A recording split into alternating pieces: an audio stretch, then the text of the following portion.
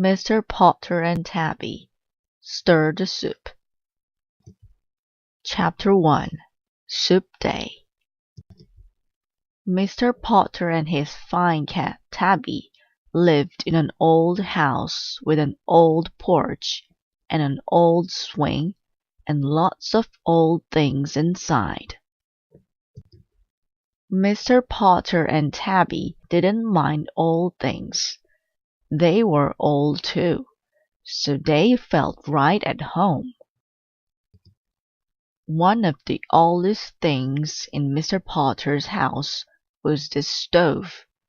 Mr. Potter was very attached to his stove. He called her Bessie. Every day Bessie cooked up oatmeal and tea for Mr. Potter and Tabby. Some days she cooked up muffins. And on really special days she cooked up soup. Mr. Potter and Tabby loved soup. But it was a lot of trouble.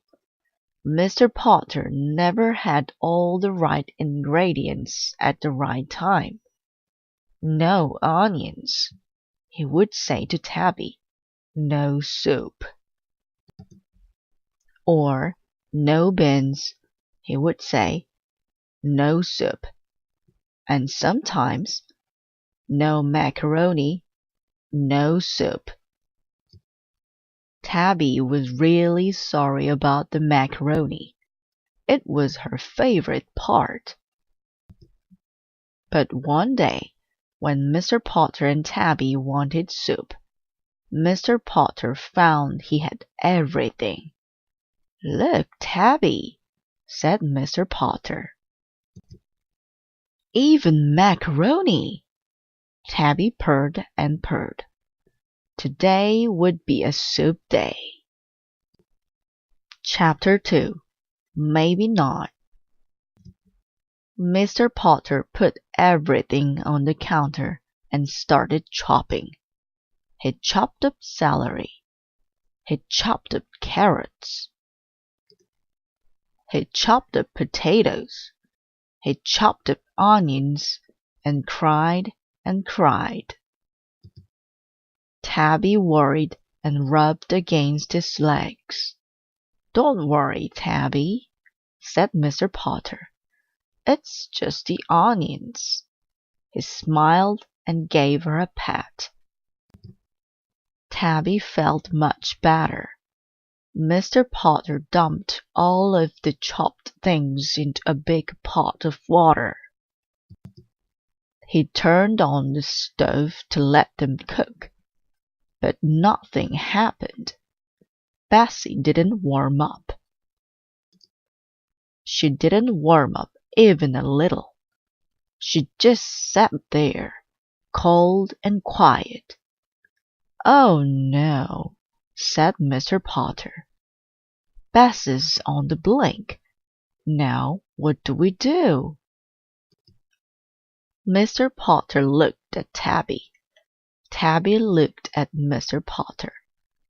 They both looked at Mrs. Tea-Berry's house through the window. Said Mr. Potter. Chapter 3. Neighbours. Mrs. Tea-Berry was Mr. Potter's friend. Her good dog Zig was Tabby's friend. They all liked being neighbours. And Mrs. Tea-Berry loved to cook. "Maybe Mrs. Tea-Berry will help us make soup," said Mr. Potter. He phoned her up. "Mrs. Tea-Berry," said Mr. Potter, "Bessie's on the blink, and I'm trying to make soup." "Oh dear," said Mrs. Tea-Berry. "May Tabby and I make soup at your house?" asked Mr. Potter. "Well," said Mrs. Tea-Berry, "I'm just on my way out to shuck oysters with the girls." Mrs. Tea-Berry enjoyed old things. Can you make your soup with Zig in the house? She asked. Of course, said Mr. Potter. He'll be good, said Mrs. Tabby. Of course, said Mr. Potter.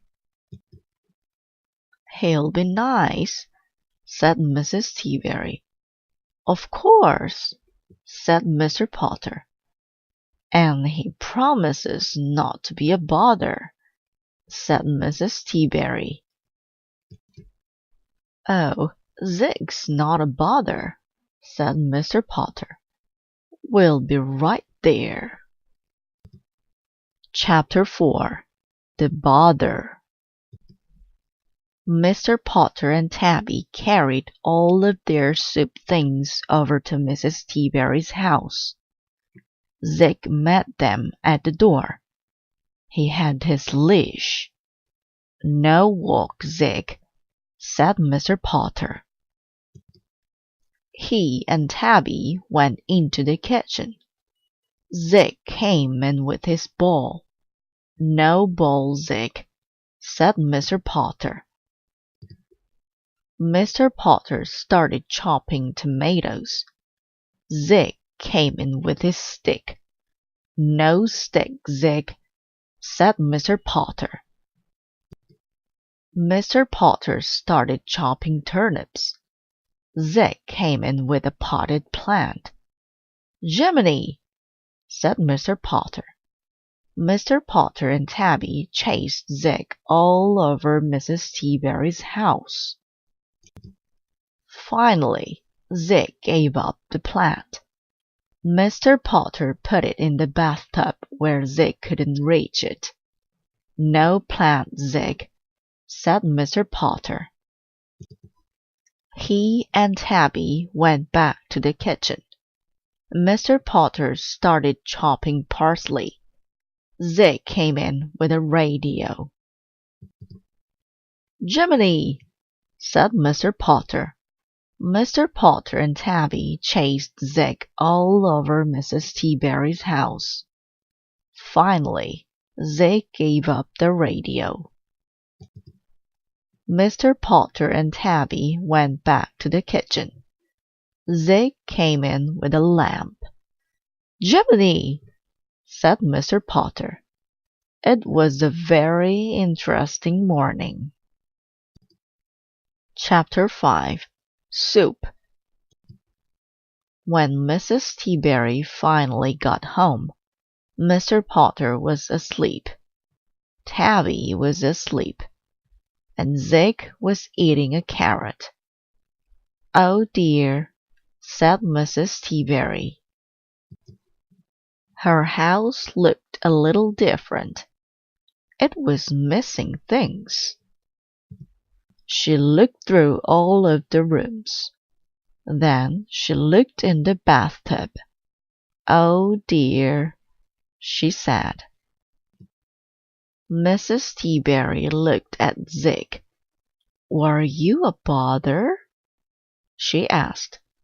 Zig wagged. Mrs. Tabby went into the kitchen. Poor Mr. Potter.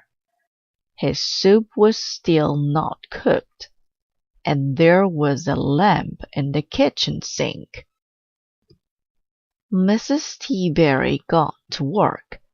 She made raisin bread and chocolate fudge and melted cheese toasties, and she stirred Mr. Potter's soup all afternoon.